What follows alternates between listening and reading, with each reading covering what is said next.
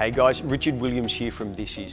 I'm here with you guys for part 2 of our video series on the ankle, specifically either rehabilitating ankle injuries or making bulletproof ankles for trail running, obstacle racing, or anything to do with that ankle stability. We're going to jump in with Dan Carner right away and get started looking at some drills involving the stairs. All right, the first exercise we're doing for the ankles is commonly known as Alfredson's exercise or an eccentric heel drop. You're going to start with the forefoot on the step and the rest of the foot hanging off. You then come up onto tiptoes using both feet. That's right. Now, depending on which side you want to hit, let's just say the right side's the bad side, you want to put all of your weight onto the bad side. If this hurts too much, this isn't for you just yet. So load up this side by taking the load off of this foot, and then as slowly as you can, drop down on the affected side. This exercise is used for calcaneal tendinopathy and tendon problems, but it's also a good way to get your mobility started in one plane of movement, that is ankle up and down movements, ankle dorsi and plantar flexion. There's a knee straight and a knee bent version, and they're both very much the same at the ankle, only for soleus muscle, we're bending the knee to be able to access it properly. And for gastrocnemius, that's the one with the two bulky heads on the outer sides, you will straighten your knee fully on the way down. The next set of movements that you want to work on is ankle inversion and eversion.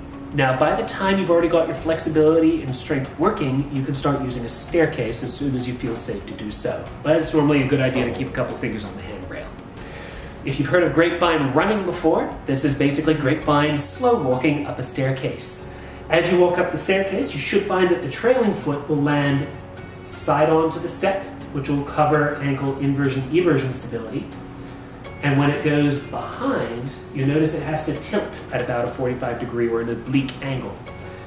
Your goal is to make this movement as smooth and controlled as you can. If you hit a point where you find that your stability isn't up for this, or if you find that this hurts, you want to take a step back. This is normally the latter ends of an ankle rehabilitation before you start getting back into running or sports-related movements. This next exercise is to try and develop your ability to use your ankle, your knee, and your hip all in one big coherent movement going up the staircase. You start with your forefoot on the step, and you're going to slowly push yourself up from a bent position to a fully straightened out position. Your next foot makes contact with the step, and then again, you start in that folded position at the knee and the ankle, and you slowly raise up. Your goal is to keep your hip, your knee, and your ankle all in line with one another. Make sure your knee doesn't start to angle inwards. Make sure that your foot is pointing forwards towards 12 or 12:30, and you slowly push up, push up, push up. If you ever feel like it's hurting or you've lost control of the exercise and you just can't get the technique right, it's time to stop. You walk down the staircase normally. All the movements that you just saw on the staircase can be sped up as you feel safe to do so. If you feel like your technique is perfect, and if it doesn't hurt as you're going up and down, build up the speed, and your goal is to work it up to the point where you can get that movement working in fast, repetitive movements like running. The goal is to have all of those things functional during a run at speed.